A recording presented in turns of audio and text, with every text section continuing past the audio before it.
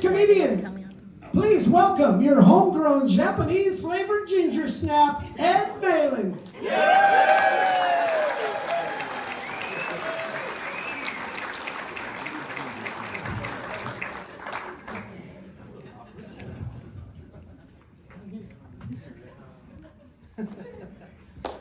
これから私の言うことを聞かなければならない。If you don't know what that means, don't worry, just know that it's true, and that would have killed in Osaka. My name is Ed Malin, and I am a Japanese-speaking ginger snap. I call myself a ginger snap because I do not identify as a cracker. At very worst, maybe a vanilla wafer. I'm also aware that this is the very last space you'd expect to see Japanese come flying out of, but as it turns out, it was easier than mechanical engineering. Yeah, but the degree did afford me the opportunity to live in Japan for nearly a year. And the first thing I noticed when I moved over there was ginger snaps do not blend in over there at all. The only way I could ever blend in over there is if I were to make my way of the ninja staying at home. And one of my favorite things when I did go out was sitting on the train, sitting next to people talking smack about me, not realizing I knew what they were saying. Some of the most common words I heard were bakemono, which is monster, or my personal favorite, kawaii, which is scary. Now I love kawaii because you change one letter out of that word and it turns into cute and fluffy. So I sit there and I wait, and then they say it. Kare ga kawaii.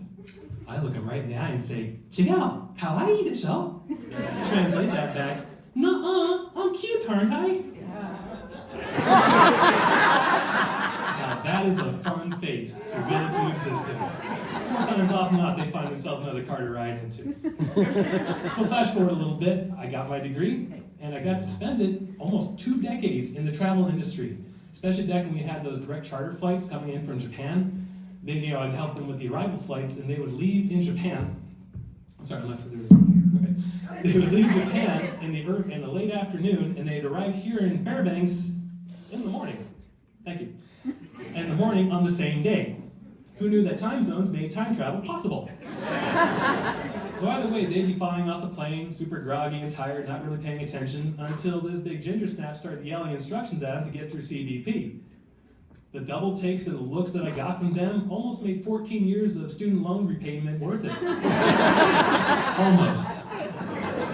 But my personal favorite was helping the TSA, because they get jammed up into that little body scanner. They point at those feet, and they get to the feet fine, but they would not understand, put their hands over their head. And so they'd yell at me and say, hey dude, can you help us out? Oh, I know the perfect word. How many of you know what bonsai means? And I'm not talking about Mr. Miyagi's tree, I'm talking about cheer, right? It's so ingrained in their culture, just the mention of the word, they immediately straighten out and put up their hands. Well, let's give it a try. Everyone, give me a bonsai! Bonsai! They can do better than that. Give me a bonsai! Bonsai! Get a bonsai! Yes, get you pumped up, right? So I look over at this little lady standing in the scanner, and I go, bonsai! Thank you. From stunned to jazzed that they knew what I was saying. So of course the rest of the morning, every couple of minutes you hear bonsai. Everybody laughing, everybody moving, everybody happy. I bet you won't go through that scanner the same way ever again. Now the last time I had so much fun with that word, I was back living in Japan, maintaining international relationships with my Japanese girlfriend doggy style. I couldn't help myself, you guys. I yelled, bonsai!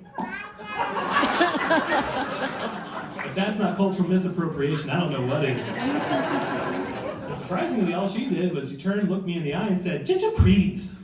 My name's Ed Malin. Thank you guys for coming out.